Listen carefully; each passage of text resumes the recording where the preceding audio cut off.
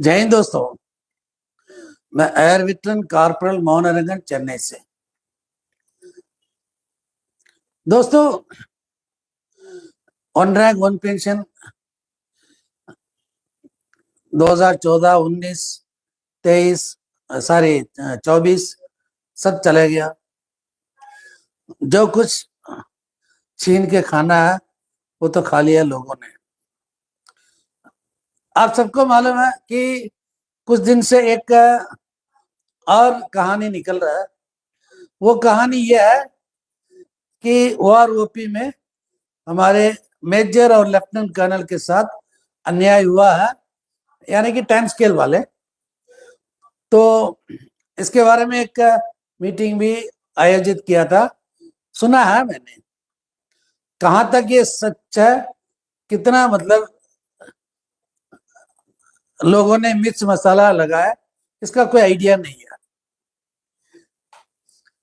दोस्तों, ये मैं आप लोगों को एक बात बताना चाहता हूं।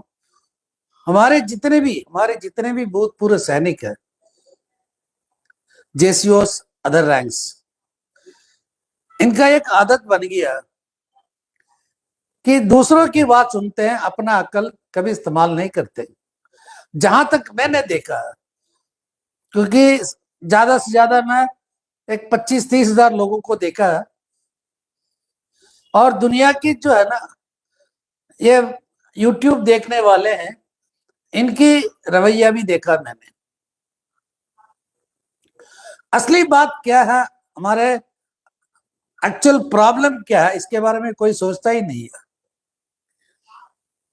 इनको चाहिए आज क्या मिलेगा, रेडीमेड आइटम क्या मिलेगा, ये जड़ तक नहीं जाते। इसीलिए जो है आज ये आप लोगों का प्रॉब्लम है। आप कभी आगे नहीं आ सकते, क्योंकि आप गहराई तक नहीं जाना चाहते हैं और सच्चाई से डरते हैं, और कुछ नहीं है। दोस्तों, मैंने 2018 में मैंने बताया था स्पर्श के बारे में। मैं एक एक चीज बताना चाहता हूं। स्पर्श के बारे में 2018 में मैंने कहा था कि जब जनरल बिपिन रावत ने ये स्कीम लाने के लिए कोशिश किया था, उसी टाइम मैंने कहा कि यह स्पर्श किसी की भलाई के लिए नहीं, हम सबके लिए जो है एक शाप। कहते ना, स्पर्श इज नॉट ए, स्पर्श इज अ कर्स। हमारे ऊपर जो शाप है, आपको अभी भी आपको मतलब आपके दिमाग में नहीं गया ही है। उस टाइम भी नहीं गया, अभी भी नहीं गया। अगर स्पर्श सिस्टम अच्छा है तो आज मतलब लगातार ये 5 साल से हर जगह स्पर्श का आउटरीच प्रोग्राम क्यों कर रहे हो? स्पर्श के बारे में क्यों इतना प्रोपेगेंडा दे रहे हैं? आप लोगों को मालूम है कि आपका डॉक्यूमेंट किधर है? आपका डॉक्यूमेंट अभी तक पीसीडी इलाहाबाद में क्यों नहीं गया? जहां से आप पेंशन ले रहे थे वहीं पे आपका डॉक्यूमेंट है। आप लोगों में कितने को मालूम है कि स्पर्श में मतलब 70% डॉक्यूमेंट है ही नहीं। जो पेंशन दे रहे हैं बस ऐसे चलता रहेगा। एक दिन ऐसा आएगा कि आपके परिवार भागते रहेंगे पेंशन के लिए। ये दिन भी मतलब आएगा। अभी आप लिख के रख लेना, ये दिन आएगा। जब तक आदमी जिंदा है वो पेंशन लेता रहेगा, उसके बाद उसके परिवार वाले जो है भटकते रहेंगे पेंशन के लिए, क्योंकि डॉक्यूमेंट है ही नहीं स्पर्श पे। इसलिए कहते हैं कि verify your document, upload your document. अब रिकॉर्ड वाला कहता है कि 25 साल से ऊपर हम डॉक्यूमेंट नहीं रखते हैं, हम उसको जला देते हैं। अगर 25 साल से ऊपर अगर वो डॉक्यूमेंट नहीं रखते हैं, जो बंदा 1975 में 1980 में जो रिटायर हुआ है, वो मतलब अभी कहां जाएगा वो? उसके परिवार वालों को क्या पता कि उनकी शादी की तारीख क्या है, और उनके हस्बैंड कुछ ABCD नहीं मालूम है किसी को, और मदद करने वाला कोई नहीं है। स्पर्श में आप जाओ तो बोलेंगे कि रिकॉर्ड में जाके आप लेके आओ, रिकॉर्ड में जाओ, वो बोलेगा सैनिक बोर्ड में जाओ। यानी कि एक फुटबॉल करके है ना, इधर से उधर उधर से इधर मारते रहते हैं। लेकिन लोगों को चाहिए 1 रैंक 1 पेंशन। आप में से कितने को मालूम है कि OROP का अरियर सबको नहीं मिला? कितने को मालूम है? अगर आपको मिला है तो सही मिला या गलत मिला, कितने को मालूम है? आपके जो सोल्जर बोर्ड है ना, जो सोल्जर बोर्ड में जो बैठे हैं, इनमें कितने को मतलब पेंशन के बारे में मालूम है? स्पर्श के बारे में कितने को मालूम है?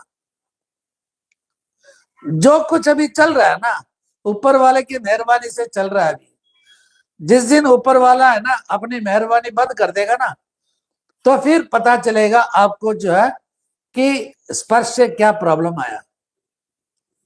अब 1 रैंक 1 पेंशन, ये 1 रैंक 1 पेंशन अभी भी मैं आपको बता रहा हूं, 2014 से पहले किसी को इसके बारे में कोई नॉलेज नहीं था, ज्ञान नहीं था। मैं अपनी बात बता रहा हूं, हमें कोई ज्ञान नहीं था कि OROP होता क्या, OROP का मतलब क्या हम नहीं जानते थे। फिर उसके बाद हम सतबीर सिंह के ग्रुप में बैठ चले गए थे, फिर वहां से धीरे धीरे सारे मतलब सीखना स्टार्ट किया। दोस्तों 1 रैंक 1 पेंशन उन लोगों के लिए जो कम सर्विस में रिटायर होते हैं। फौजी मतलब JCO अदर रैंक्स कभी रिटायर नहीं होता, वो अपना टर्म्स ऑफ एंगेजमेंट पूरा करके बाहर निकलता है, डिस्चार्ज किया जाता है। रिटायर होते हैं अफसर। आप अपने पुराने PPO में देखोगे pension on discharge, pension on discharge ये JCO अदर रैंक्स के लिए, अफसर के लिए पेंशन ऑन रिटायरमेंट। ये सारे परिभाषा बदल दिया 2014 जुलाई के बाद। दोस्तों पेंशन रेगुलेशन एक्ट करके एक चीज है, अपनी मर्जी से 2014 से उसको तोड़ दिया। किसी अफसर ने इसके बारे में ध्यान नहीं दिया, क्योंकि उसको उनको क्या फर्क पड़ता है। पेंशन रेगुलेशन एक्ट में ज्यादातर नुकसान किसको हुआ? जवानों को हुआ। सबसे पहली बात, जवानों को नुकसान हुआ, मतलब पे अलग, पे कमीशन अलग, OROP अलग। किसने बनाया ये सब? इसके बारे में कोई बात ही नहीं करते, और जो मेरे जैसे बात करते हैं उनको पागल घोषित कर लेते हैं कुछ लोग। चलो कोई बात नहीं, मैं पागल हूं, इसलिए मैं बार बार यही चिल्ला रहा हूं, ये OROP जो कुछ भी दिया है वो 1 रैंक 1 पेंशन नहीं है, ये है 1 टाइम इंक्रीमेंट इन पेंशन, जो कांग्रेस गवर्नमेंट ने दिया था वैसे इन लोगों ने भी दिया। मैं ओपनली कहता हूं, हमारे साथ जो धोखा हुआ, हमारे साथ धोखा हुआ। इसके बारे में कभी मेजर जनरल सतबीर सिंह किसी को जो है जवाब नहीं देगा, वो तो ऐसे बैठा रहेगा, क्योंकि जितना कमाना है कमा लिया। अलीबाबा और 40 चोर है ना, अलीबाबा हम लोग बेचारे बैठे हैं, 40 चोर वहां बैठे हैं। इसके बारे में बात क्यों नहीं करता वो?